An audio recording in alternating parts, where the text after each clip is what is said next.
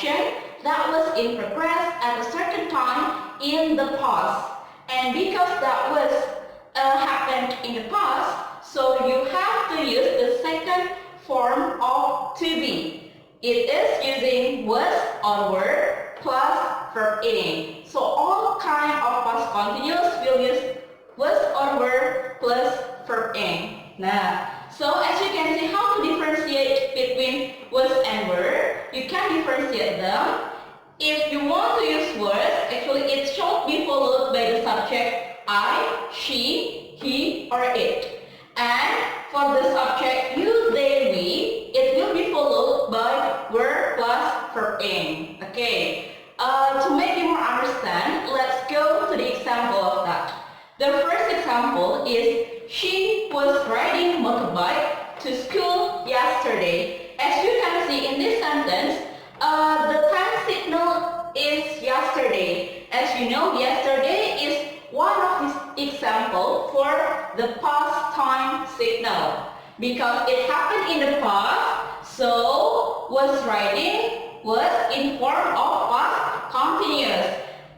We use was riding because the subject is she. If we change the subject, for example, into I, so the sentence will become I was riding. If we change the subject into he, that will become he was riding. If we change into you, for example, so that will become you were riding. Okay? If you want to change into they, for example, so it also become they were riding. Okay? This kind of sentence, we call it as the positive sentence. Now, how if you want to make a negative sentence for the past continuous? We can add not after was or were. So you can put not here before the verb ing and after was and were. For example, they weren't having breakfast this morning. They weren't having. If you change they into we, that will also become we weren't having. If you change into you, that will also become you weren't having. But if you want to change it into she, for example, so we will not use weren't again, but were will be changed into was. So that will become wasn't.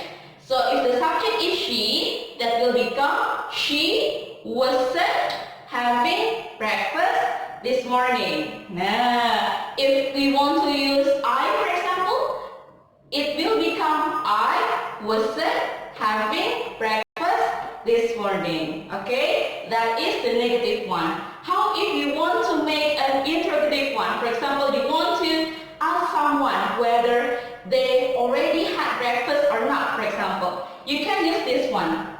Was he doing math homework last night, for example? Now, if you want to make a question, an interrogative, you can put was or were in front of I, she, he, it, and you, they, we. So you put was or were in front of the subject.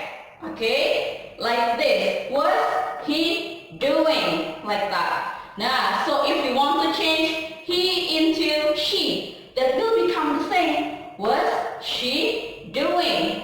If you change into we, for example, that will become were we doing? Remember that you, they, we are using were in past continuous. Okay? So if you want to use they, that will become were they doing math homework last night? Okay? That is the interrogative one.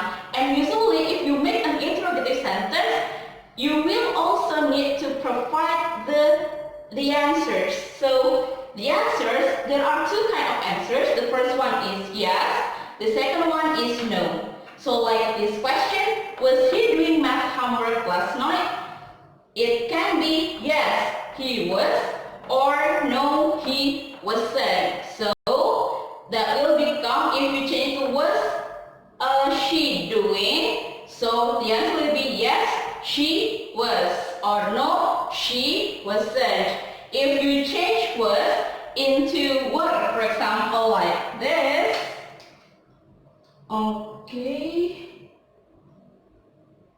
Now, were, then here you change into they. Were they doing math homework last night? So the answer also, you only need to substitute them.